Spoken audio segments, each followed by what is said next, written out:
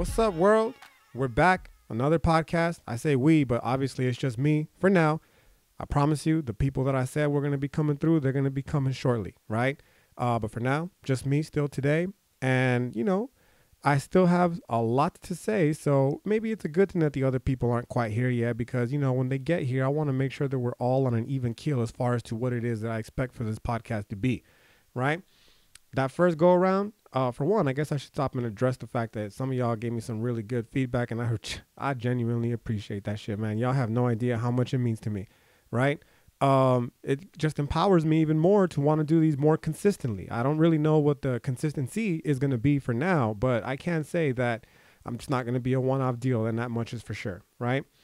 Another thing that I was, pretty impressed about with the feedback is that unlike the comments from the people who listen, me personally, I have a very critical ear, right? So there was a lot of mistakes that I think I made in the last one, chief among which being the fact that I was so excited to talk to y'all, man, that I was talking fast as fuck, right?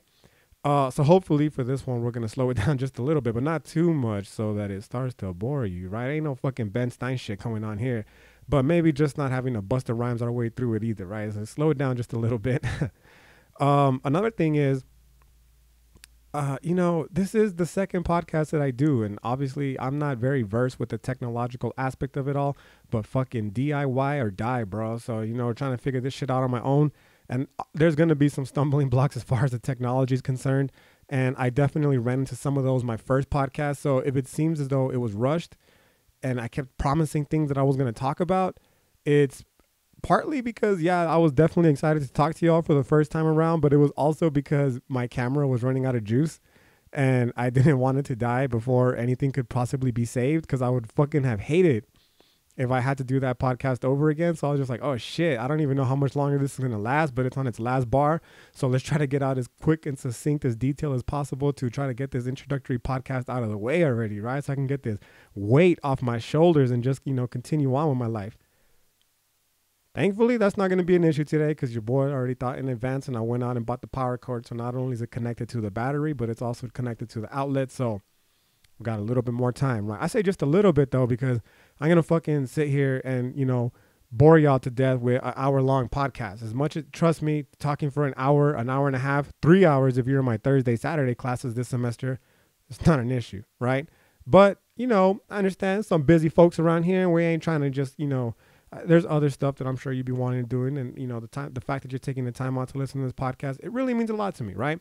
So even though, ideally we'll have more time than the last time, it's not going to be that much longer because again, your attention is precious and I'm not going to take it all up to myself. But believe me, I would love to, right? But, today we're going to get straight to the point, right?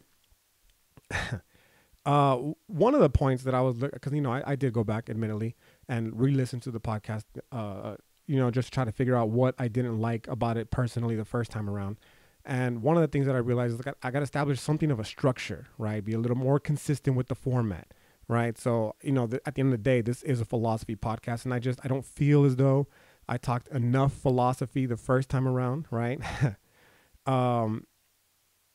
I talked about a lot of things, but I could have given you all a little bit more philosophy. So with this one and this one moving and the ones moving forward, I will definitely be doing that, right? Still talking about the news and shit because right now, obviously, there's a lot of stuff going on in the world, but it's important to be able to underpin our understanding of where my interpretation, at least specifically for the purposes of this podcast, is influenced by in terms of the news, right? So what I mean by that, for instance, is in the last podcast, I mentioned something about how I neither identify as left, right, or possibly even center. And I even went so far as to say that I would like to think that I transcend politics, right? And part of what I mean by that is, don't get me twisted, politics are undoubtedly important, right? But I think that what we receive in the form of politics has kind of been co-opted to be something akin to what you would expect from a reality TV show on the E! Network, no less, right? It's kind of become a shit show. The real politics, if anything, happen on that boring ass C-SPAN channel, and that's just what they allow us to see, right? They being, the politicians definitely, but the people who run the network and all that kind of stuff. And I think that would be a little bit more in line with what politics is mostly like, right? But especially with the current president, Donald Trump, right? since his deciding to run for office, I've definitely noticed that it's become more of a shit show in the sense that it's more concerned with the ratings and it's more concerned with the outlandish behaviors that these politicians engage in, which is not new by any stretch of the imagination. And perhaps I was just a lot younger and I never paid attention to it, so it possibly has gotten this kind of coverage this entire time, but I was just not aware of it.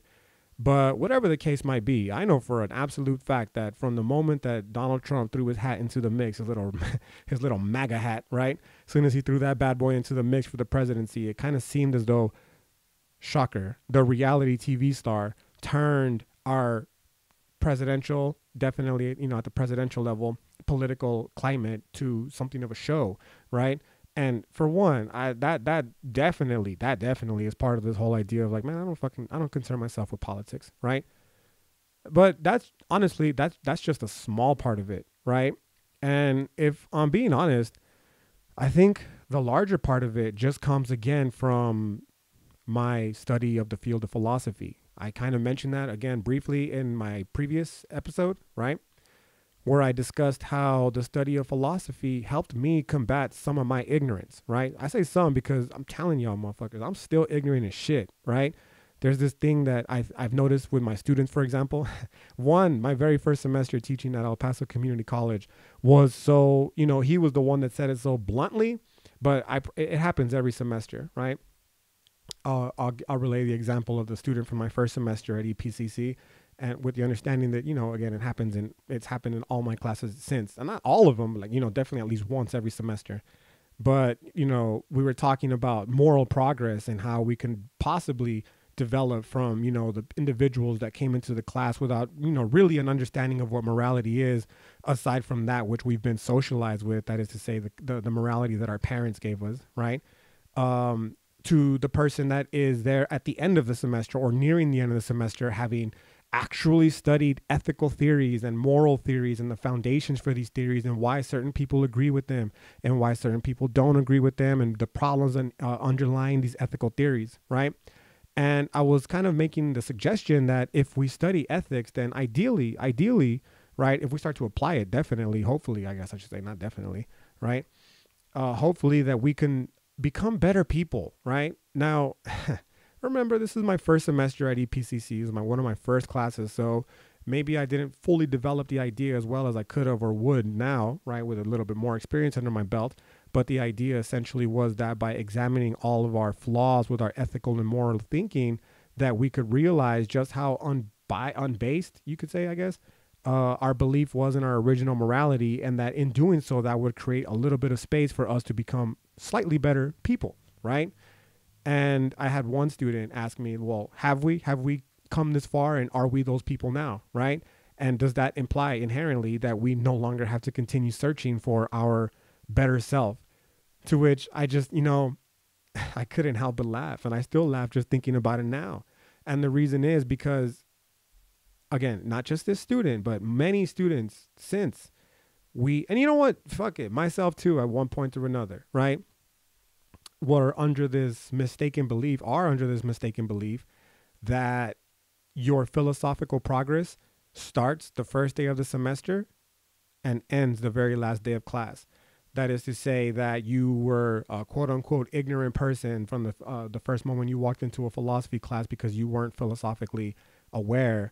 But now that the philosophy class is over, the semester's over, that you are somehow going to be an enlightened individual, right? So that it makes me laugh because it's clearly not the case, right? In fact, I really don't think that we ever get to the point where we are these enlightened individuals, and that anyone who says that they are, or that, feels comfortable in knowing that they ultimately one day maybe might become that individual, I would fucking say run as far away from those people as possible. And that's, definitely my own personal advice, but it's also advice, to be fair, that's been gleaned from philosophical discourse, and also that has been gleaned from my examination of cultural practices that are, evident still to this day, definitely historically, right?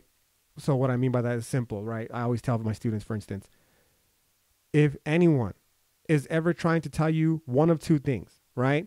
Either A, that they know what the truth is, like the truth in its absolute sense, truth with a capital T, which I'll be talking about here shortly, right?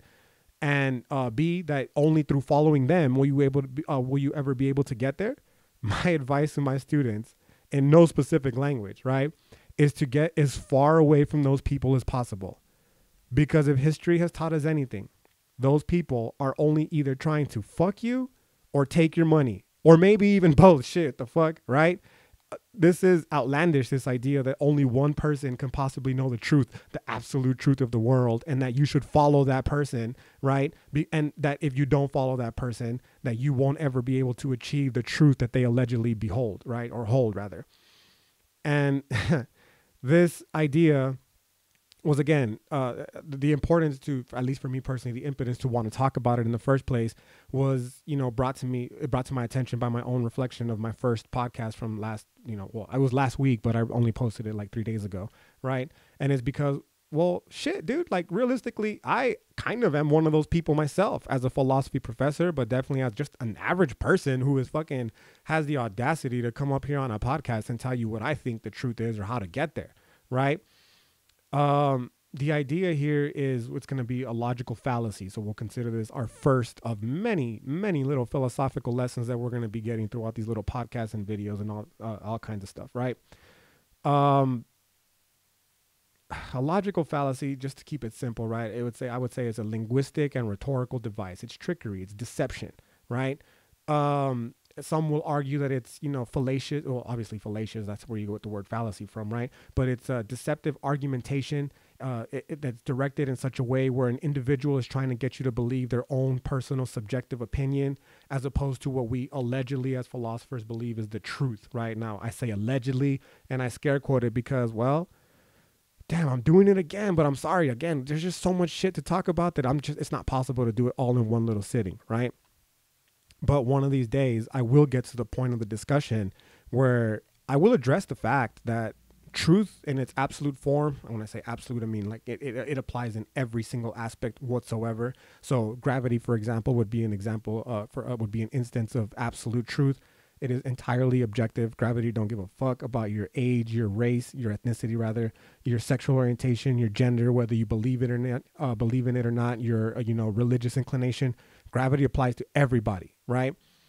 As far as philosophy is concerned, we would like to think that the same could be said with the truth. We just assume that there's a truth out there, and that if we work hard enough, that we can possibly find this truth on our own, right?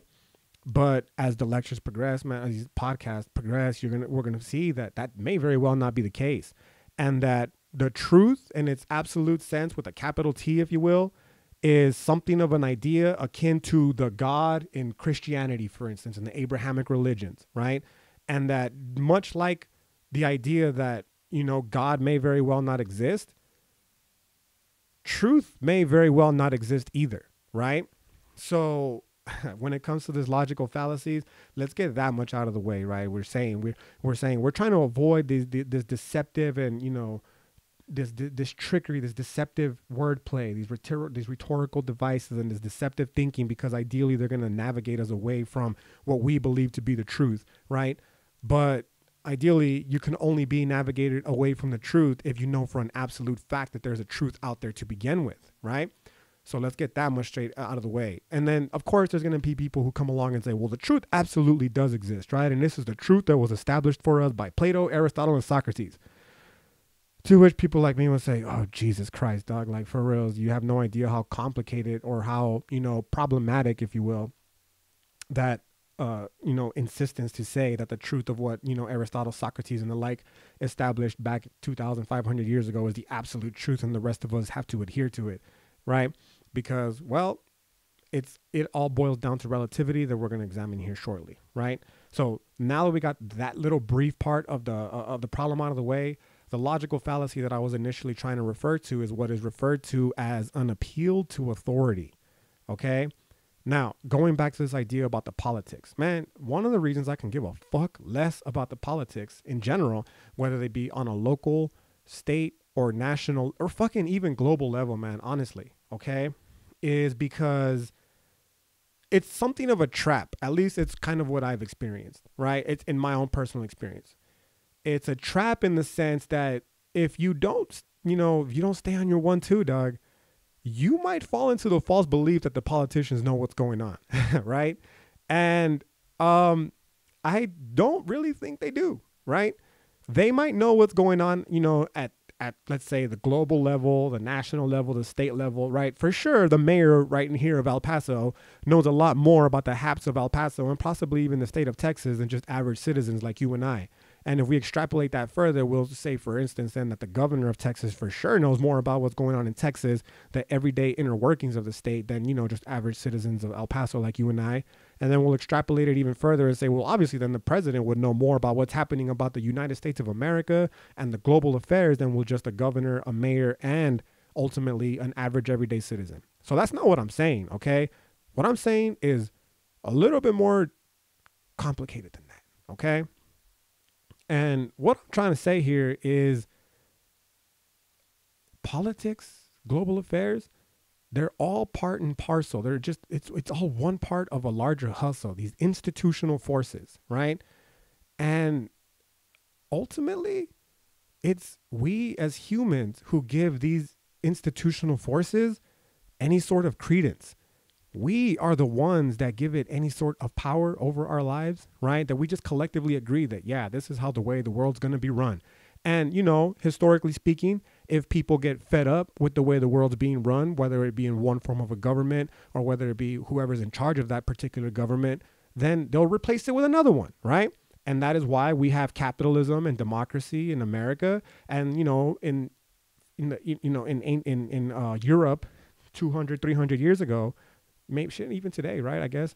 But definitely, let's say 500 years ago, that's why they had a monarchy, right? And then, Europe underwent all the revolutions and they slowly replaced the majority of the monarchies with a little bit of a hybrid democracy monarchy type deal going on, right? So they definitely are in control and they definitely know what's going on with that kind of stuff. But that is limited to a very small understanding of reality. And that small understanding of reality is predicated on the value that we as humans give to it, simply, right? This has nothing to do with the truth in its absolute sense of the word, right? The best way that I can possibly put this is give you the example of the mantis shrimp, one of my fucking favorite animals, man. That little shrimp is a trip. In this particular instance, I speak specifically of its eyes, right? And the reason the eyes of the mantis shrimp trip me out is because they see colors, they see hues of colors that we as people have no fucking clue exist, right? How we even know that they see different colors is beyond me for reasons we're going to see here shortly, right? But scientists are bold enough to admit that, yeah, dude, this shrimp sees far more of the color spectrum than we as humans can never possibly see. And, since I'll lay myself with the scientifically inclined, I will, reason to believe that they're correct. And I would tell you, like, dude, you have these mantis shrimp here that see 10,000 different colors, hues, right? It's a complete different color spectrum. And if we can't see those colors, what makes us think that we can see the truth for what it really is, the truth in its absolute sense, right?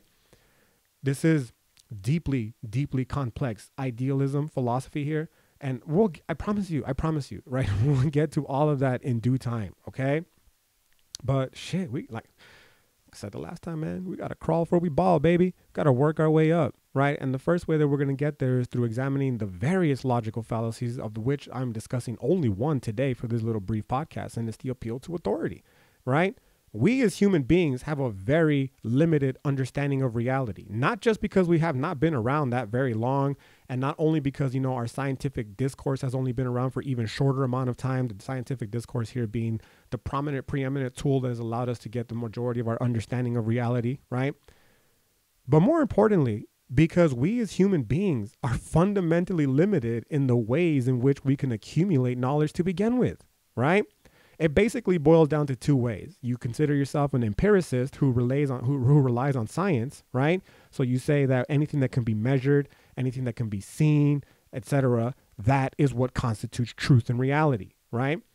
Or you consider yourself a rationalist, and the rationalists are going to say, no, you cannot rely on your senses for a variety of reasons that I promise you. Part of me hates making these promises, but because it's kind of like I leave you hanging. But the other part of me loves making these promises because it's going to keep me focused on all the things that I have to talk to you about. Because for me personally, I just assume everyone knows this shit, but obviously that's not the case, right? So going back to rationalism, what they're going to want to say is that, dude, our senses can be deceived. And if our senses can be deceived, that means that any knowledge that is given to us by way of our senses may not be the most accurate or faithful, right? And thus you cannot rely on either one of those, okay? So those are the two general camps when it comes to the accumulation of knowledge that we have in philosophy. And, depending on which camp you feel more powerfully about, it's probably going to depend on how you possibly even perceive the world. None of that, however, still even addresses this issue of the truth, right? Because the idea here is then that even with our senses, as I just gave you with the example of the mantis shrimp, that shit is mad limited, yo. And if our senses are limited, and if we're using our senses to gain our understanding of reality, well, then it stands to reason that our understanding of reality is going to be as limited as our senses are in the first place, okay? Conversely, if you're approaching it from the aspect of rationalism and you say that our collective human understanding of reality is predicated on our ability to think about reality and what could possibly, do the armchair philosophy deal. And, it's limited to what we as humans can possibly conceive of as reality. Well, not only are you going to be running afoul of another logical fallacy known as the argument of conceivability that I'll be discussing here shortly, but more importantly, you're basically admitting that our entire understanding of reality is limited to what everyday people like you and I, but let's say the smartest, most intelligent people who have ever existed, that our understanding of reality will be limited to what they can possibly think reality is and come up with the ideas, etc., and so on and so forth. So circling back to this whole politics shit, right? When I say that the politicians don't really know what's going on, again, they might know what's going on in regards to, the political atmosphere of whatever position they occupy. But what the fuck do they know about truth and reality, dog? Seriously. Unless they're getting, maybe they do. Honestly, even now, I myself am committing a little bit of a different logical fallacy because I'm assuming that I know everything that the politicians know. But obviously, that is not the case. I don't even know what the mayor knows right now about the current haps of the city of El Paso, right? Let alone what Donald Trump knows about the haps of the actual way the world works, right? So I don't know. Maybe they do sit these presidents down, right? Maybe they do sit these presidents down and they give them, a debriefing about all this shit in the world that they personally know about, but that they could never possibly share with us, or maybe that they won't share with us until, the time is right. Okay. Out of fear of whatever it could be, again, let's get another thing straight, is it doesn't always have to be conspiratorially inclined. Some people want to say, oh, the government knows about aliens, man. And they don't want to tell us because, that's the way they stay in power and all that kind of shit. Maybe that's the conspiratorial way to think about it. But a more rational way to think about it is that if aliens did exist or do exist, and we as average everyday people find out about it, how are you so confident that people aren't going to lose their fucking shit and go crazy? And that in doing so, it would be against national security interest. And that because of that, they can't tell us that the aliens exist because they realize that we possibly cannot handle such a profound truth of reality, right? So again, maybe these politicians do know shit that me and you don't know, right? And, because of that, they, act in a certain way. But, I just think that's kind of a far leap to make, man. This idea, for instance, that politicians know exactly what happens when you die, right? That's the kind of shit I'm talking about, okay? The idea that politicians know for an absolute fact whether or not God exists or not, right? Whether hell is real, whether the devil is real, like, ooh, the boogeyman, right? That's the kind of shit that I'm fucking talking about, yo. And I'm not really convinced that they do. It's more likely that their knowledge is limited to that which we as a collective society, even not just you and I currently living here right now, but those that came long before us, agreed what reality is, right? We agreed, for instance, that reality, at least here in the United States of America in 2019, is the ability to have freedom of speech and the freedom to not be warrantlessly monitored by our government, and the freedom to live a life of happiness and, and the pursuit thereof, right? And that we collectively agreed upon that, and then we give the power to these institutions in the form of, individual people to represent our interests to ensure that our, privacy, our security, and our right to the pursuit of a good life is ensured by this, military, the police, the politicians, etc., and so on and so forth.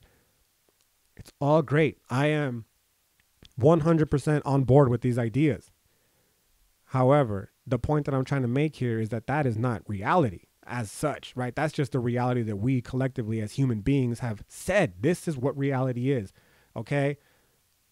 We can base truths on these realities, right? But is it the absolute truth? I don't know, man. I don't know. And thus we start getting into a little bit of the importance of these logical fallacies, okay? These logical fallacies that are these false but popular beliefs that we all tend to hold on to, that are, we realize, or maybe don't even realize, as we're going to see here shortly, that they may be deceptively bad arguments, but they're arguments that ultimately just help us sleep at night, right? Like, reality's a trip, bro. I don't blame people sometimes. I don't blame people at all. How about that? For being religious. You know what I mean? Like, I personally am not religious at all whatsoever. Okay, but I can understand the appeal of religion. And in fact, in the interest of full disclosure, I sometimes envy religious people who are, just so confident, like, yeah, God exists and God's got my back. Like, damn, dog, that's some serious confidence you got there, bro. Like, that shit must help you really sleep at night, as opposed to laying in bed till 3 o'clock in the fucking morning, wondering what this is all for, right? What's going to happen when it's all over, that kind of shit, right? So, again, not a religious person, but I can understand the appeal of religion. I can understand why people would want to be a religious person because, again, life is a trip, and at least religion offers us some sort of a scaffolding to help ease those thoughts that all of us, every single person on this planet that's ever existed and that ever will exist undoubtedly have, right? However, as a philosopher, or maybe just a person who is not satisfied with the answers that has been given to them by their religion, you realize that much of what I'll pick on the Abrahamic religions just because of how prominent they are, but much of what these Abrahamic religions tell us, for instance, doesn't really seem to make a lot of sense, right? This idea, for instance, that the world is only 5,000 years old. This idea that woman was born out of man's side, his rib, you know what I mean? This idea that it took God 7 days to create the universe. This idea that women are responsible for original sin, and because of that, we're going to suffer for all of human existence, all because one woman supposedly took a bite out of an apple that she allegedly wasn't supposed to eat. Like, Noah's Ark, bro. Like, come on, man. This shit obviously has a lot of holes in it, right? And, if you're coming at it from a philosophical perspective, these holes are exactly what we would refer to, well, in many instances, as the logical fallacies, right? These false but popular beliefs that are based on these deceptively bad arguments that we willingly, in many instances, ascribe to for no other reason than doing so helps assuage much of the pain inherent with existence, man, right? And again, I don't blame people for being religious. I don't hate on people for being religious. But at the end of the day, what it boils down to is that a lot of the times this fucking religious influence, it has a detrimental effect on the lives of people, yo. Like, consider the fact that it took up until 2015, 2016 for gay people to be able to get married. So everyday, luxuries in the quote unquote land of the free that heterosexual people took for granted, fucking gay people had to fight all the way until 2015, 2016 just to be able to enjoy, right? And the majority of that had nothing to do with anything aside from religious influence. The fucking birth control bill that's so controversial right now in New York City, right? I mean, shit, dude, I guess part of this entails that I would have to share my beliefs on it. So fuck it, here we go, right? I'm pro-choice and pro-life. How about that? I am not fucking either or. I think a woman should be able to choose whatever she wants to do with her body, right? Fucking 1 week in, 9 months in, dude, like it's her body. She's the one having the baby. In many instances, she's going to be the one responsible for the baby, right? So why shouldn't she get to choose? And moreover, why the fuck should a group of men, historically, definitely, but definitely right now, the people in the White House, right, who will never know what it's like to be pregnant, who will never know what it's like to fear being pregnant, right? Like me personally, bro, this is how many times I've ever thought about getting pregnant my entire life, right? Getting other people pregnant, that's a different story. But me personally becoming pregnant, fucking never, not once, man, right? You know how many times I've had to worry about myself having an abortion? This many times, bro. right? So why the fuck should I, a person with no experience in the matter, have anything to say in regards to what a woman should do with her body? At the same time, however, I do also understand the other side of the spectrum, right? The side of the spectrum is like, dude, well, that's the embryo becomes a fetus, and the fetus inevitably may have the potential to become a child. And if you have an infant, you know what I mean? And if you're waiting until the last trimester, possibly even up until the day before the pregnancy is expected, I mean, how is that not murder? That's already a life, it's got a beating heart. It's fully developed. The brain is there, right? So I understand both sides, right? So it's obviously a very polarizing issue, okay? And it's one that, I'm not trying to fucking throw my 2 cents into that mix any more than I already have. Not because I don't, I'm afraid of the repercussions, but so much so because I don't fucking know the right answer, bro. Like, that's a very complicated question. But I do know that your religious belief should not be the end all be all of the discussion. I mean, it's part of the discussion, right? But to try to impose your religious belief on somebody else just because, whatever, you think that you have the authority to do so, which we're going to discuss here again, right? You think that God does exist, another logical fallacy in and of itself, right? Like that's not enough, man. And if ultimately it boils down to, a state says like, well, this is what we agreed to, and we're going to allow women to get a late term abortion, then if you don't fucking like it, dog, leave the state. You know what I mean? I don't know what to say, right? As far as that, but I don't, have to say much more in it other than this idea that it's, religion. Obviously, it fucking deeply influences people's lives.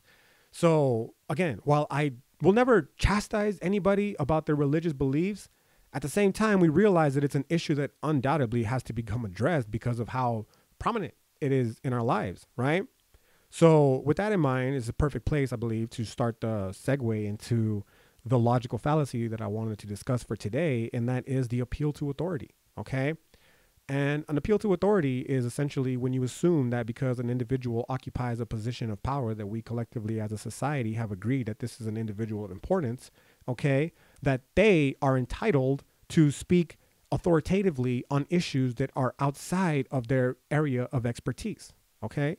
So that's just a really fancy way of saying your preacher, your rabbi, your imam, right? Not your mom, but also probably your mom too, but certainly your imam if you're a Muslim person, and the person is kind of the equivalent of a preacher in Christianity, right? Unless they are qualified, right? And by qualified, we mean they have advanced degrees and have dedicated their entire life to the study of things such as, physical anthropology, evolutionary anthropology, astrophysics, just fucking physics in general, bro. Like, astrobiology, cosmology, right? Unless they have advanced degrees in those fields of study, they are not fucking qualified to be talking about things such as evolution, bro. They are not qualified because, they may be qualified to talk about religion, and that's where it ends, okay? And unless they, like the Pope, for instance, he's got a master's degree in chemistry. So if you want to learn about religion and chemistry, the Pope would be a good place to start, right? We're about both equally educated, and well, he's probably more educated than I am, if I'm being honest, right? I'm a dumb fuck. But the idea is at least he's got his bases covered, okay? Because he definitely has a master's degree in chemistry, right? So if you want to talk to him about God and chemistry, that's your dude right there, man. But as far as like evolution is concerned, there's people who vastly they outrank him in terms of knowledge, okay? And they know much more about the evolution of the world from its actual perspective, from a physical perspective, right? Than will somebody whose entire life has been predicated not on the discovery of knowledge that's, directly influenced by, the sciences, such as, again, evolutionary anthropology, evolutionary biology, and the such, right? But rather towards the discourse exegesis, right? Just religious study. That's all they've done their whole life. They are not qualified to be speaking about abortion, or rather about evolution. And I guess fucking abortion too, realistically, because they don't know, unless they have the study of the human body, for instance, they don't really know what it's like to have to endure a pregnancy, what it's like to have to abort a pregnancy, and the like, okay? So, as deeply as you may believe that your preacher is an authoritative figure, as we've already established, this authority is basically only that which we collectively as a society have said, okay, well, these people right here with the little white collar and the black robes, okay, we say that they're authoritative figures, okay, and anything that they say is of importance. And as an unphilosophically inclined individual, you would just simply say, well, yeah, and for no other reason than because this is what we as a society have collectively agreed upon as a position of power. But once we start to discuss our philosophical discourse, you realize that it takes more. It takes more than just a title to entitle one to state their claim on very divisive, very complex issues that clearly have an impact on the lives of peoples around the world, right? So while I don't doubt that your preacher, your rabbi, your pastor, your imam, maybe even your mom too, have a lot of knowledge when it comes to their particular religion of choice, I am highly skeptical of their knowledge of complex issues such as, again, evolution, biology, fucking politics, bro. You know what I mean? Unless they got political science degrees, I'm even skeptical about that too, okay? And to just assume and to cite them as the source of authority for no other reason than we as society have collectively agreed that people in these positions of power are authoritative, it's a logical fallacy, man. That is fallacious thinking. It's false, right? They're false but popular beliefs and deceptively bad arguments, okay? And by the way, could there possibly be any more authoritative voice than God, right? Some people are like, bro, it's this way because that's what God said. And you're like, fuck, are you sure? Because damn, God's like this omnipotent, present, this omnipresent, fucking perfect being. And if he's the one that says how it goes, what chance do I possibly have to argue against God, right? To which you say, well, damn, I guess maybe it is right, right? Nah, dog, that's an appeal to authority. And it's also itself predicated off another logical fallacy that I'll discuss one of these forthcoming podcasts. And it's just circular reasoning. You can only say, it's begging the question more specific, right? What I mean by that, basically, I fucking just got out of the way really quickly, right? You engage in begging the question, circular reasoning, when you use a premise to justify your conclusion, right? Or rather, more specifically, you use your a premise in your conclusion, right? And I'll get into it deeper. As a matter of fact, I might even ask one of my fucking logic philosophy homies to come through, because realistically, I really don't fucking care about logic too much, right? Not because I don't like it, because I'm just not good at it. So I'd rather give you a better definition than I'd rather them give you a better definition of it, but of how arguments work, right? But the basic idea here is, if you're using your own belief to justify your own beliefs, guess how many fucking times you're going to be right? 100%, because you're using your own beliefs to justify your own beliefs, right? That's begging the question. That's circular reasoning. So when you imply God's authority, and, you know, people who are afraid of God and say, well, I guess there's no more powerful authority than God, so I guess this is the way it must be. Maybe. Or maybe you're fucking committing a logical fallacy by begging the question and assuming that God even exists in the first place, right? You can only invoke God's existence into an argument if you believe God exists. And if you don't believe in God's existence, well, then I guess it's not really much of an authoritative figure then after all, is it? Okay? So that's the first part of how this circular, or rather appeal to authority works, okay? The second part is one that I always find to be the most interesting, at least in my first 4 years at EPCC and Doña Ana now that I'm there too, right? I always like to pull a little fuck trick with my students. This is only because I'm only able to do this now because, and especially when I first started, you know, I was even younger then, but still to this day, I had to address that awkward moment when someone as young as many of the students in the class, and definitely in many instances younger than some of the students in the class, you know, is the actual professor. And the fucking students look at me like, for real, dog? I even had one semester, last semester, I had one student, right, at Doña Ana, my first semester at Doña Ana, who looked at me straight up. He's a former Marine. I won't say his name, but if he ever hears this, what's up, dog? I see you, right? He straight up looked at me the first day of class and he said, for real, dog? That's exactly what he said. And I was just like, what? And he said, you're the professor? And I said, I'd like to think so, yeah, right? And, you know, after the first week of class, I like to pull this little fuck trick on them, and I like to ask them, usually because, again, they're still, you know, the shock, I guess, is still there, okay? And I like to ask them for, like, straight up, are you sure I'm your philosophy professor? Like, I'm being honest now, okay? What reason do you have to justifiably believe that I, in fact, am the philosophy professor, right? None of y'all ever asked me for my EPCC ID or my Doña Ana Community College ID, right? None of y'all have ever looked into my qualifications as a philosopher, right? You've never asked for my transcripts. You don't even know if I have a degree or not, okay? You've never gone to the front office and asked, hey, for sure, there's like this young dude who just walked into class and just, started talking. Is he for sure the philosophy professor? Y'all didn't do any of that, right? Y'all just came and you sat down in the chairs of the classroom like you've been socialized to do since you were in elementary school. And you assumed that the person who stood up in the front of the class and just started confidently talking is the one who's in charge of the class.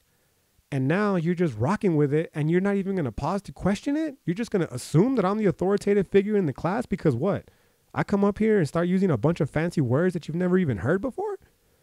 And by the way, you understand that, think about it this way.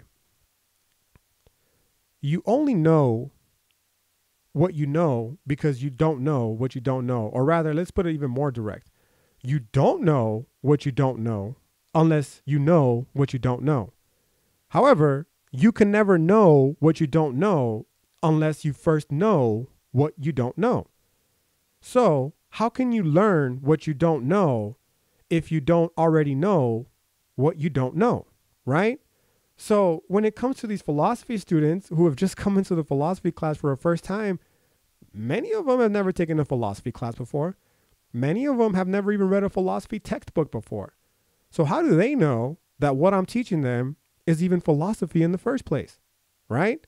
They're just assuming they're taking an authority. They're appealing. They're making the logical fallacy of appealing to authority and assuming that what I am teaching them is philosophy.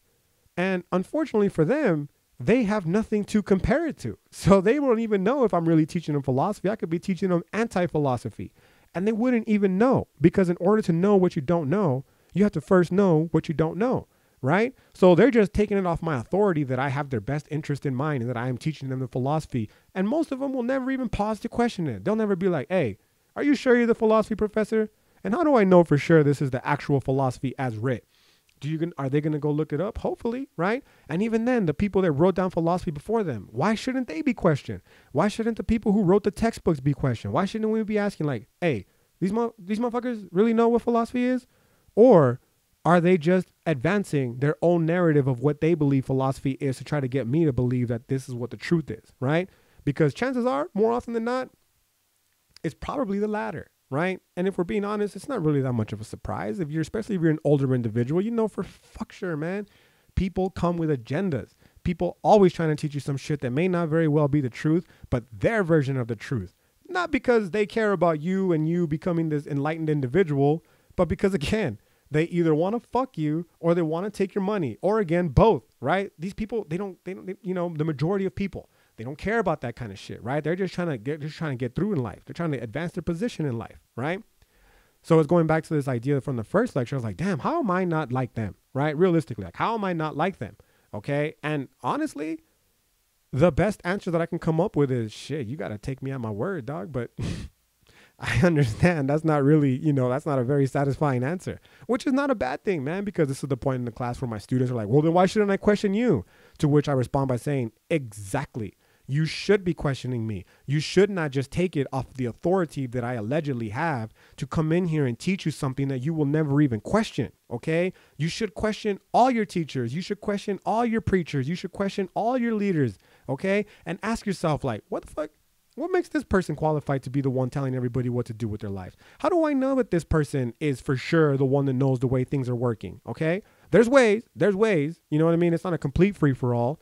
Right? Obviously, I told you at the very beginning of this podcast that science is my preferred go-to method, and it's preferred go-to method of I would say the majority of people on this planet. And if you ain't with science, and I would urge you, in fact, I beg you to throw away your cell phone at this very moment, because you understand that it's only possible to have a cell phone in the first place because of science, right?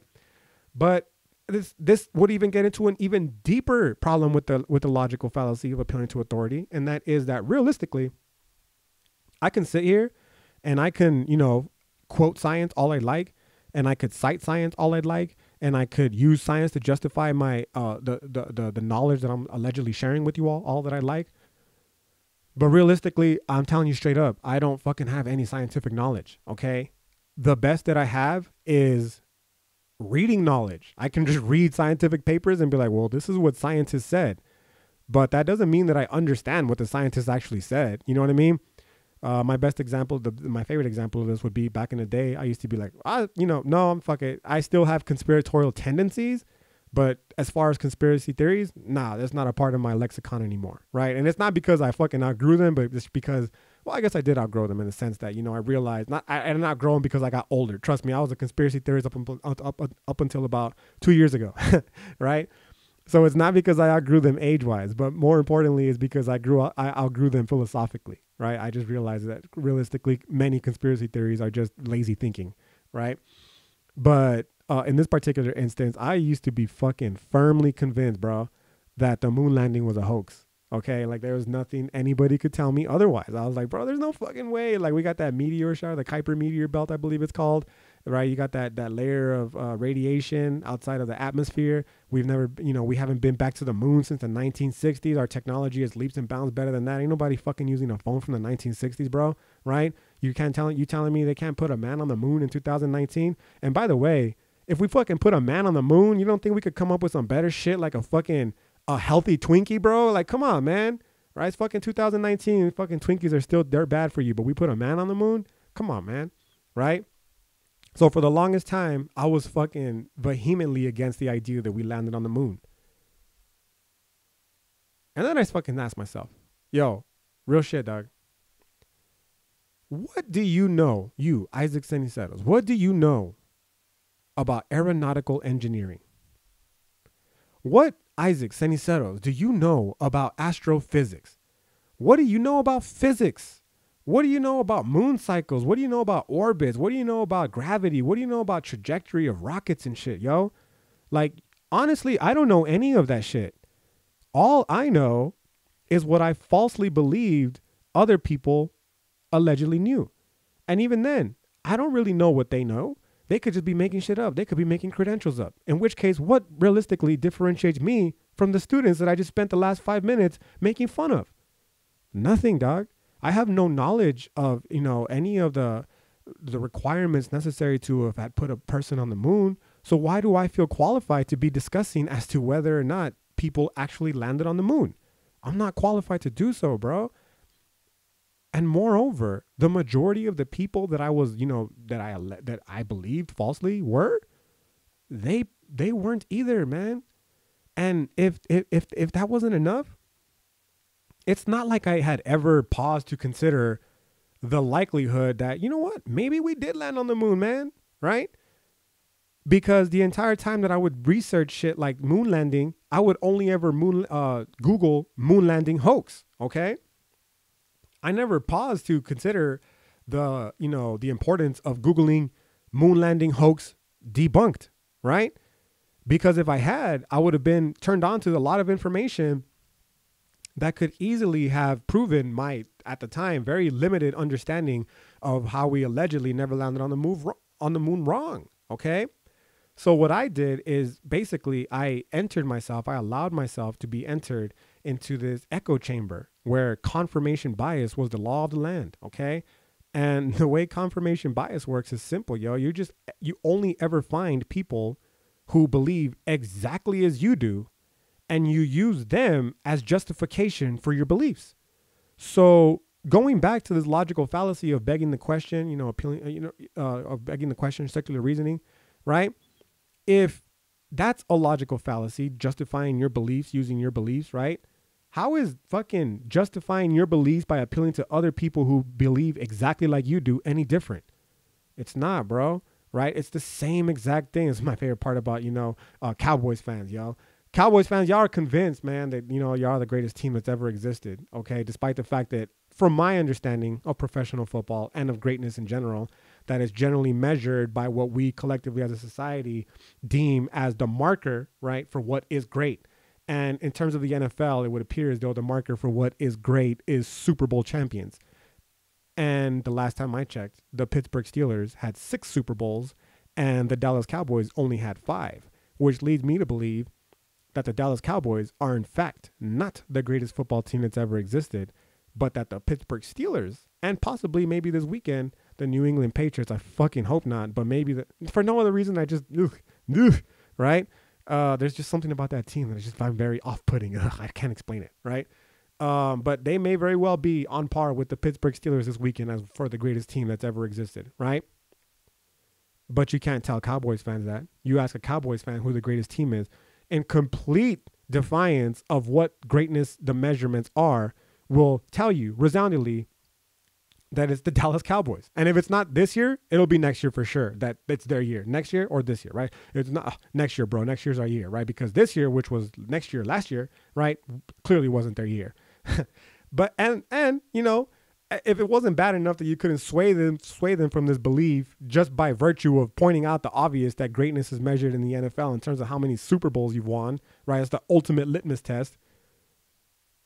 They will turn around and convene with their fellow Cowboys fans who, as delusional as they are, will equally, right, resolutely resound these false beliefs about how great the Dallas Cowboys are. And even though last year wasn't their year, that the next year certainly will be. Bro, that's an echo chamber. It's like echo chamber, the same exact one that I was in with the moon landing hoax, right? It's confirmation bias. You're only looking at the opinions of people who believe exactly like you do. Okay. And again, you'd be surprised how often you're right if you only follow the opinions of those who believe what you do. The answer again is 100% of the time, right? And as convenient as this is, right, true knowledge occurs when we move beyond that and start to consider the likelihood that, you know what, maybe I am wrong. Maybe that I, as a human being, am fallible. And maybe in this fallibility, I need to recognize that I am prone to error, admit the error in my way, and discard the many false beliefs that have led me to error, not because any other reason than doing so will allow me to advance towards a greater understanding of what truth, assuming it even exists, is in the first place. Okay? So, yeah, let's see. There's still a little bit of time left. With that in mind, I guess another thing that I wanted to talk about was, yeah, you know, this is like a good segue. I guess it's perfect. One of the other little rants that I went on in my first podcast here was on the role of education. And where I fucked up is, don't get me twisted. Like, there's no doubt that I believe how the government is actively, suppressing information from individuals. This is not shocking news. This is obvious, right? How the government's been doing this from day one, right? Actually, I just read, however, the other day that there was a law apparently in the state of Texas that was trying to be passed. I'm not sure if it was passed because I didn't fucking bother looking up after that. But I read that it was possibly being passed in 2012, a law by the Republican Party here in Texas that sought to eliminate the study of fields of knowledge, fields of study, that they believe would get people to question their, well, it said family, I believe, right? But by family, they basically mean their state, okay? Like state of Texas, the United States of America with a capital S, if you will, right? Which I just thought was fucking hilarious, okay? Especially in regards when I told you, like, yeah, they don't teach us this shit. And obviously, why would they? Because if you teach someone how to think, like for reals how to think, they're probably not going to need you to make decisions for them, right? So don't get me twisted. Like, I 100% agree with everything I said in that first lecture. I'm not taking it back in any way, shape, or form. But one thing I did feel as though I left out, and it's important for me to emphasize, that although the government is what is responsible, at least responsible, for educating us from a K through 12 level, real shit, bro. The government is not responsible for your education. The government should never be responsible for anything in your life, realistically, right? And let alone your education, okay? The fact that we were forced to go to school, mandatory, because then they'll take your parents to, truancy court, and they'll have to pay out of pocket to compensate for the money that the state lost, the school lost in this particular instance, for you not being in school. Like, that's a given, okay? That's the threat of force and the threat of imprisonment and the threat of financial retribution at its finest, okay? But if you're relying on the government to educate you, you already fucked up, dog, okay? Education does not start at school. Education starts at home. School is just meant to supplement that shit, right? And if you believe that the government is going to do their, a good job of educating you, you already fucked up, bro, from step one, okay? Obviously, the government's not going to try to educate you in the best way possible for you. They're going to try to educate you in the way that's best possible for them, right?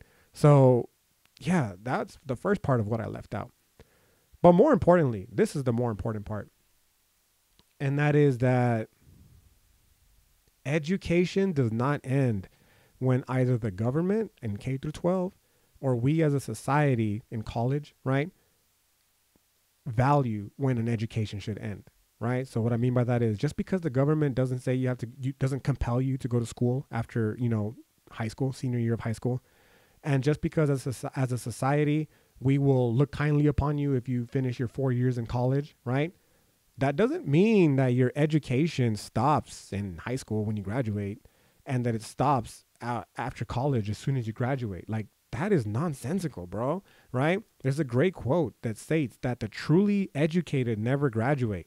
And that, more than anything, is exactly what I was trying to convey in that rant that I went on in my first podcast describing the role of education, man.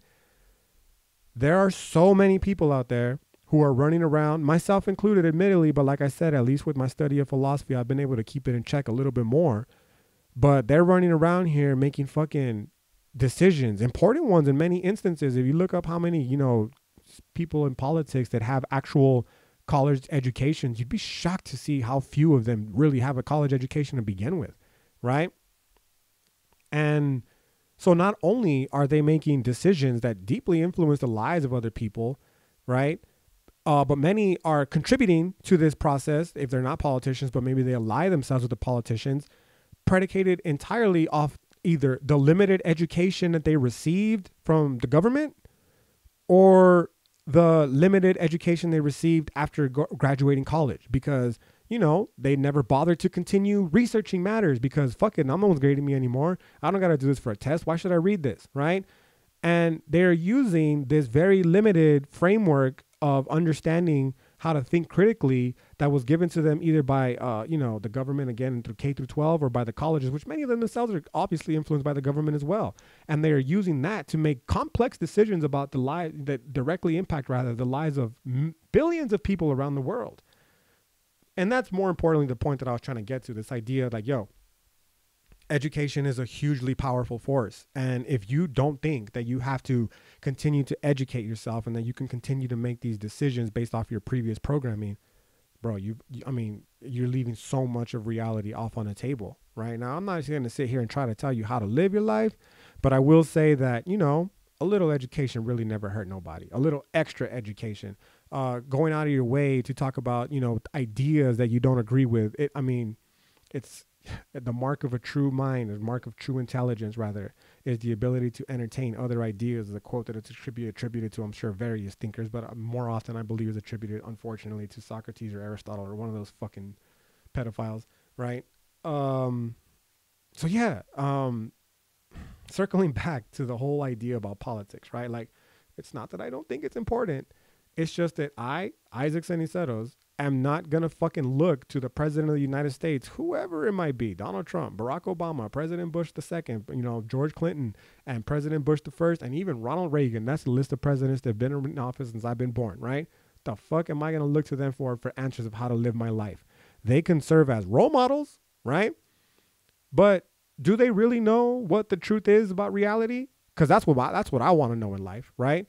And if they don't, what the fuck do I care about them, right? And of what interest is whether or not they got peed on by some prostitute or not? I don't give a fuck, right? Of what interest is the all this petty shit that gets passed off as politics to me personally, who's trying to continue on my trajectory towards the accumulation of knowledge and possibly the arriving at a hopeful truth that inevitably that I hope does exist.